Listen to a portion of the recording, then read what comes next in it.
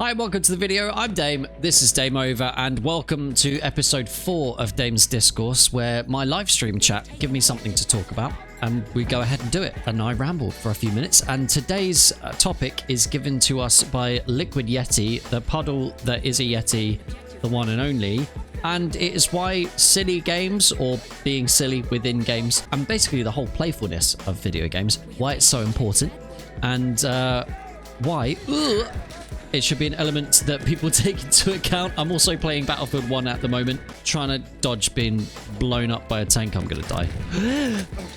Oh my god. Right, we'll come back to it. So after that abrupt hard cut. So why silliness is important within video games? Well, I think it comes down to, if you pay attention to what people sort of gravitate towards in styles of play in terms of gaming, most people will go for the silly or dumb option because it's fun, right? Games are fun. They're something you do in your free time. It's supposed to be really, really fun. And of course, there are games that people take more seriously. There are people that try very, very hard when they are playing games. And there are, obviously, there's like the esports scene and all of that business, which sort of changes the tone of things for you as a gamer. But when given the option, I think people will more often than not gravitate towards doing the dumbest possible thing just for a laugh. Prime examples of it, I wrote some down. It's like troll weapons. People like to, in Battlefield 1 for instance, people like to use the Calibri because it's stupid and it's dumb and it makes no sense.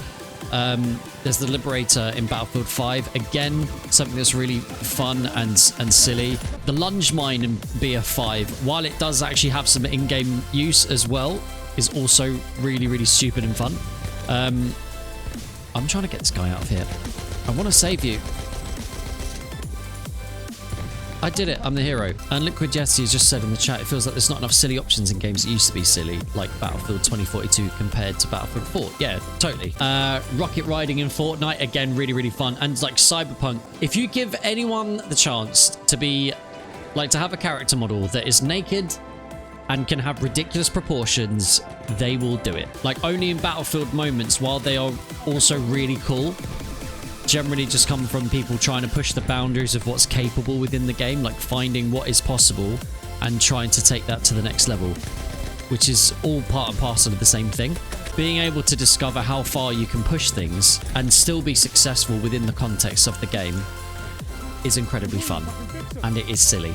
Like jumping around, riding on top of a car like this, still fighting a war in a way that you wouldn't normally do, and it just looks dumb. It looks dumb and stupid and fun and silly, and oh my god. And most of the time it doesn't pay off, but sometimes it does. And Tony has just pointed out as well, the hovercraft in 2042, being able to go up buildings, was really actually one of the best parts of the game at the time, because it needed a lot of work, obviously.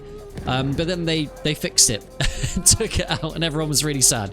But that's only really because the rest of the game didn't really have that much going for it, unfortunately. But those games that have that sort of silly, tongue-in-cheek, kind of humorous tone built in, like Cult of the Lamb, for instance, is really good. Graveyard Keeper is really, really good for that as well. GTA is another one that's really fun, where you can sort of push the boundaries of realism within the context of the game to try and find something new and fun to do.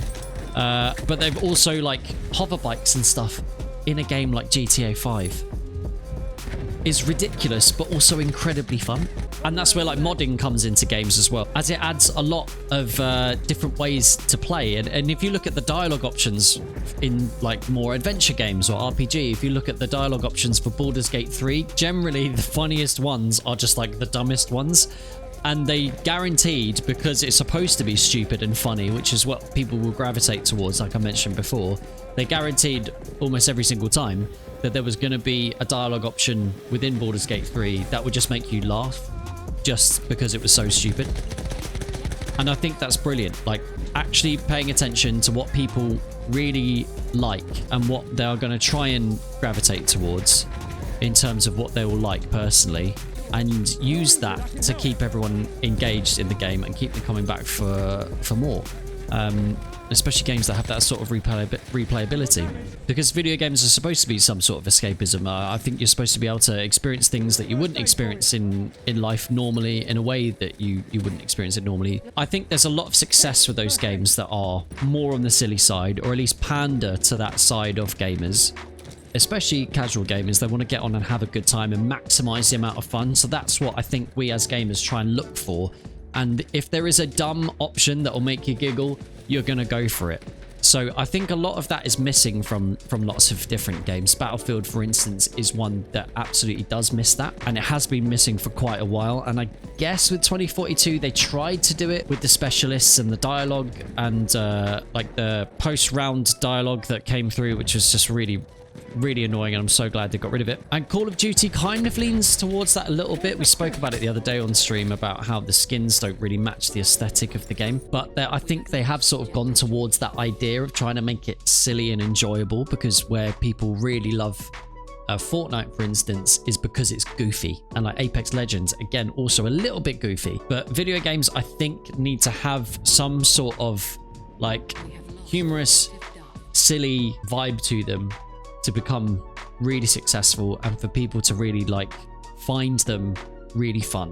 If you're not laughing at some point while you're playing or enjoying yourself in that kind of way, then I feel like they've missed a trick, and it's not the best writing, unless the tone of it has been set from the very beginning, like Halo, for instance, like just playing through the story where it is like a serious story and it's supposed to be sort of taken seriously by the characters within that world. But still, people will find a funny way to play the game.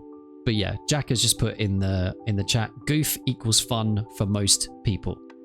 And you know what? I completely agree with that sentiment. But anyway, thank you so much for joining me in episode 4 of Dame's Discourse. If you want to see more of this nonsense and actually catch me doing this live, without any random cuts in the middle, so I can actually make any semblance of sense, then I live stream quite a lot, 4 or 5 times a week.